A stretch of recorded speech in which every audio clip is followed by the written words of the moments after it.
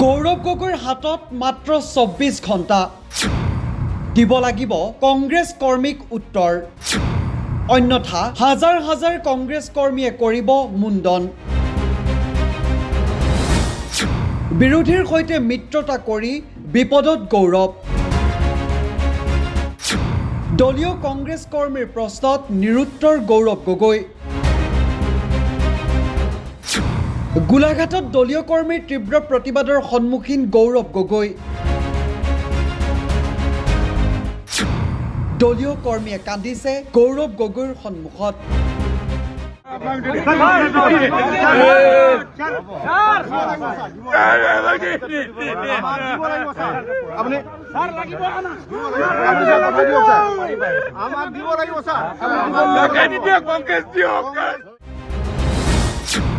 দলীয় ভেটি নথকা মানুহক মানি নলয় সৰু পথাৰত কংগ্ৰেছ কৰ্মীয়ে নিৰ্বাচনৰ দিন চমু চাপি যিমানেই আহিছে সিমানেই শাসক বিৰোধীৰ তৎপৰ হৈছে ইয়াৰ মাজতে বিৰোধীৰ আসনক লৈ খোৱা কামোৰা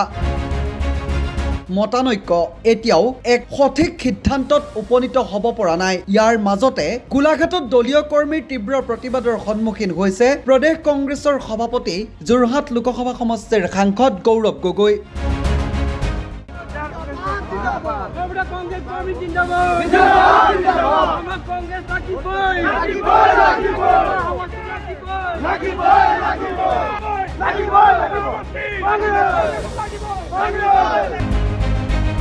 অজাপক সৰুপথাৰ সমষ্টি এৰি দিয়াত সৰ্গহস্ত হৈছে কংগ্ৰেছ কৰ্মী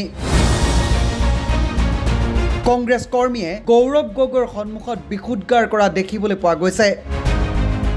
কোনো কাৰণতে সৰুপথাৰ অজাপক এৰি নিদিয়াৰ হুংকাৰ কংগ্ৰেছ কৰ্মীৰ লগতে ২৪ ঘণ্টাৰ সময়সীমা বান্ধি দিলে কংগ্ৰেছ কৰ্মীয়ে ২৪ ঘণ্টাৰ ভিতৰত স্থিতি স্পষ্ট কৰিবলৈ গৌৰৱ গগৈ দাবী দলীয় কৰ্মীৰ গোলাঘাটত দলীয় কৰ্মীৰ তীব্ৰ প্ৰতিবাদৰ লগতে প্ৰদেশ কংগ্ৰেছৰ সভাপতি গৌৰৱ গগৈক বিভিন্ন প্ৰশ্নৰে থকা সৰকা কৰিছে নিজৰ দলৰ নেতাসকলেই গোলাঘাটৰ আৱৰ্ত ভৱনত গৌৰৱ গগৈক এইদৰে ঘেৰাও কৰিছে কংগ্ৰেছীয়ে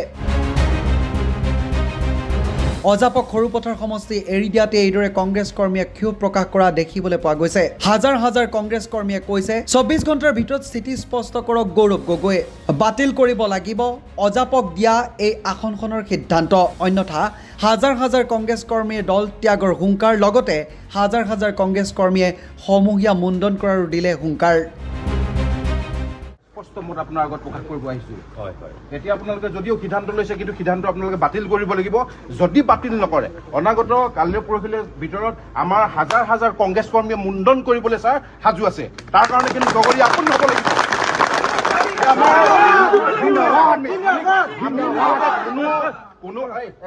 কোনো আমি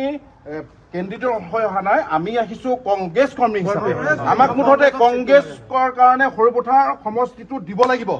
যদি নিদিয়ে কালিৰ পৰা আমি হাজাৰ হাজাৰ কংগ্ৰেছ কৰ্মী আমি মুণ্ডন কৰিম আৰু তাৰ বাবে আপুনি কিন্তু জগৰীয়া হ'ব লাগিব